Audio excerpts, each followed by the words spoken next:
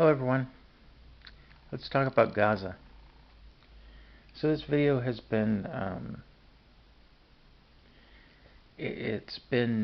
I should have done it a long time ago, um,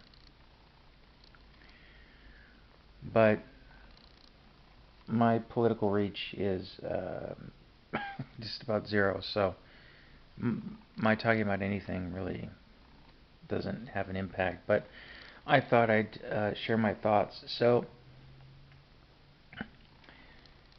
here's the thing about Gaza. Israel controls their electricity, their water, and has for a long time, long before October 7th, and certainly long before they uh, murdered tens of thousands of Palestinians. So Israel always had the upper hand. They always had the control. This situation is like an abuser. A guy who meets a woman and then they move to another state, to a place where that woman knows no one. Man isolates her and abuses her, so she has no support system nearby. And then if she fights back, he then gets angry at her and perhaps gets the law involved, and she might get charges and all this other stuff, even though he abused her for however long. If you push people long enough, they're going to push back. That's why Hamas was put in power by the people of Palestine in the first place, because they'd had enough of Israel's bullying. And so you have Israel, this Goliath, which is supported by the United States. And here's a fucking thing. Israel, the people of Israel, have free health care. Americans, our tax dollars are being sent to fucking Israel so that they can have free health care, but Americans can't have free health care. If that seems right to you, you're a fucking idiot. And you're far too out of touch to be of any value to society in any way. But so you have this incredible power imbalance, and then October 7th happens, which is the Palestinians are tired of Israel's bullying, and they lash out. You know, if you abuse a person or an animal long enough, they're going to lash out at you. That's how we're built, you know. And you know, we advocate for ourselves, and we want to be treated with fairness and equity and respect. And sometimes we have to enforce that ourselves, because no one else will. So there was an attack, probably not the best word for it, and hostages were taken and whatnot. And Bibi Netanyahu, who interestingly had been behind the scenes secretly bolstering Hamas for years, said, hey, we have an opportunity here, an opportunity that I created for us. And, there's all this great land over here in Gaza, but geez, we've got all these people there already, these Palestinians. You know, we really like that land, and we really don't, we don't respect nor see these Palestinians as people. So, why don't we do something about that? And so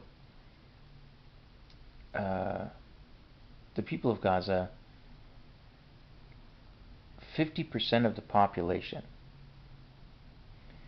of Gaza, before this, it's not even a war, it's just a genocide, but it's so one-sided. The people of Gaza have no means of fighting back. They're just targets, sitting ducks.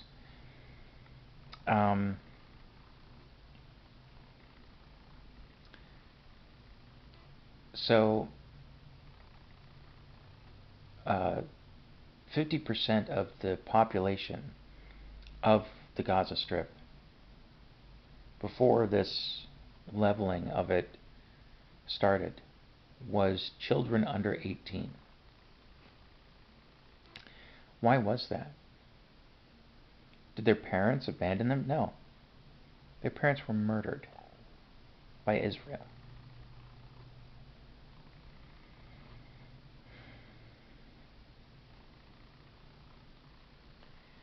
So, when they bomb Gaza, they're slaughtering children. Just kids.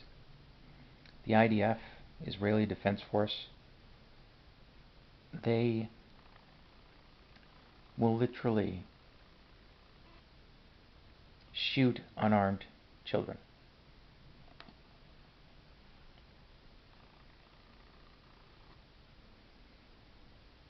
And they take joy in it.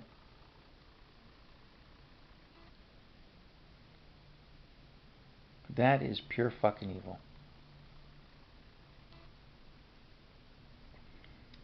And America, the Republicans and Democrats, support that. Joe Biden, Kamala Harris, all the Democrats, even Democrats that are local to me in Seattle, are owned by AIPAC.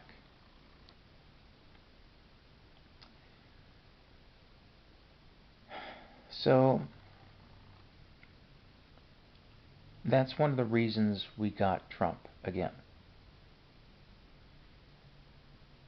is because people were like, I can't vote for Kamala Harris. I can't vote for someone who supports a genocide.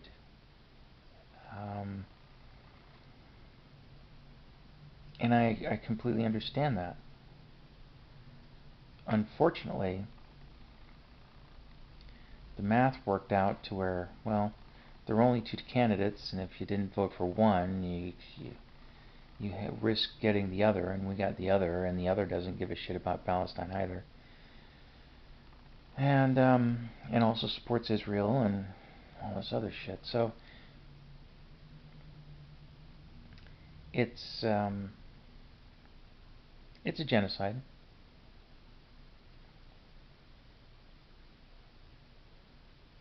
Israel picks fights with everyone around them, and because they have the support of the biggest bully on earth, the United States, they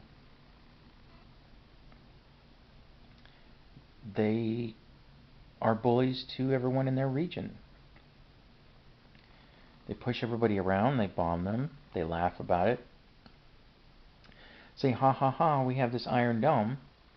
An Iron Dome which, by the way, the quote-unquote great progressives of AOC and Bernie Sanders voted to fund.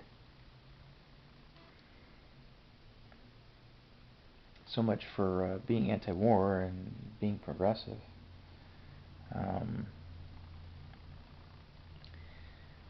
So, yeah,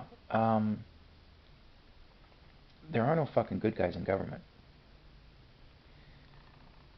Here's the thing about politicians. You know, we used to tell jokes about politicians, not individual politicians, but politicians in general. And the jokes were always about how sleazy and corrupt they are. Now the jokes are very partisan, understandably so, because we have one group of politicians who are just evil. They ooze evil out of every pore. They say evil things and do evil things, and they take joy in it. And those are the Republicans. And then you have the Democrats who will maybe on occasion say nice things and maybe very rarely do good things, but behind the scenes they're just as evil as the Republicans. And that's truly a no-win scenario.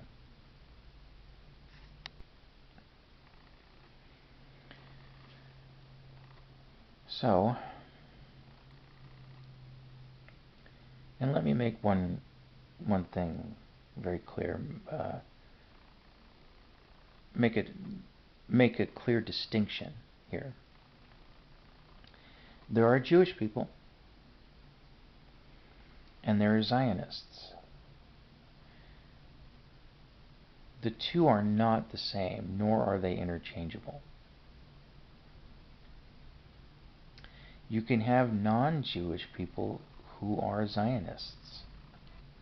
Joe Biden was an out Zionist. He said he was.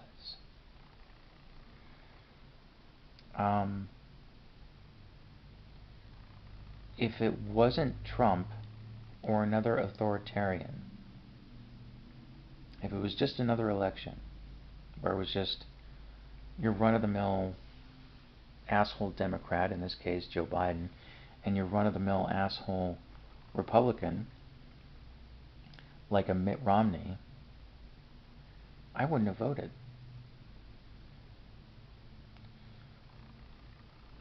Unfortunately, because it was Trump, I made the decision to vote. I had to. So I had to try to do something to stop, to prevent the fascism that we're now seeing, or at least to curb it.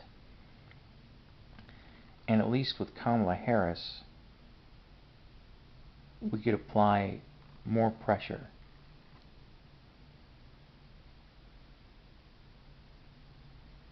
But with Trump, you can't apply any pressure. He doesn't care, and he's backed by the biggest. He's backed by the most moneyed, well, basically all the billionaires.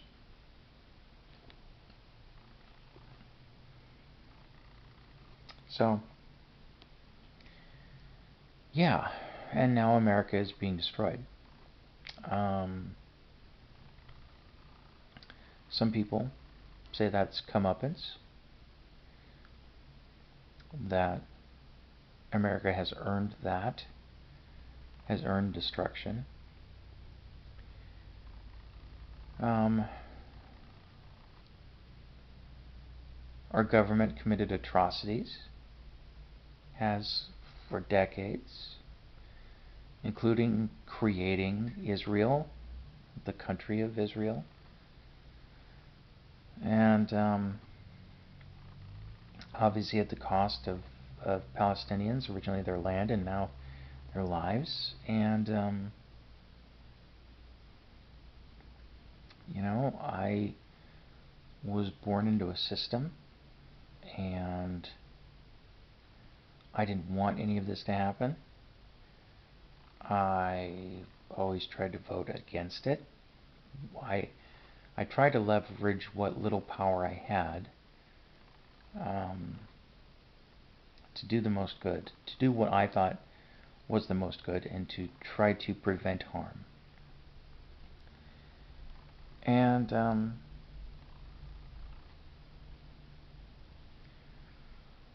it's just a shame that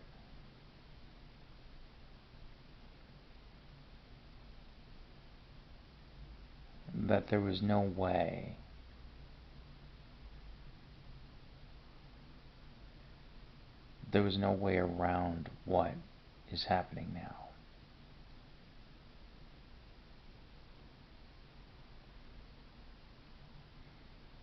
To the people of Gaza or to the people of America. People of Gaza, they existed at the whim of Israel and America and Great Britain and all these other states that have propped up Israel for decades. And Americans exist at the whim of the corporations.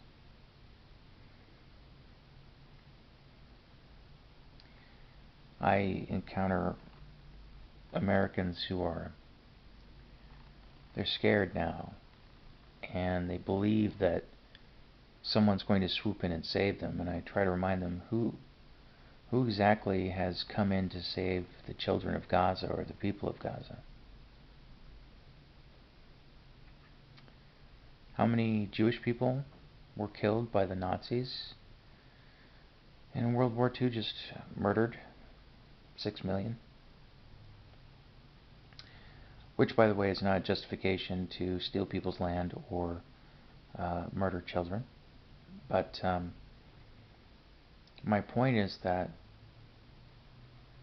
there's not some savior coming for you. If a government has decided that you're going to die,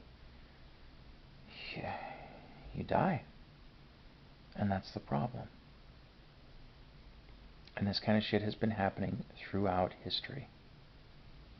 It is the one through line of history.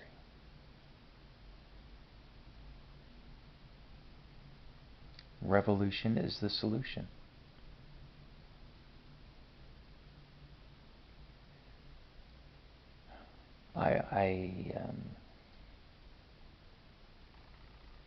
I sit back and I see this stuff from half a world away. Kids getting killed, people getting killed, and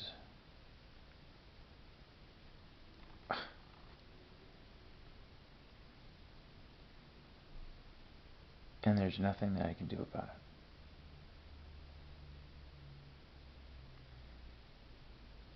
And that pisses me off.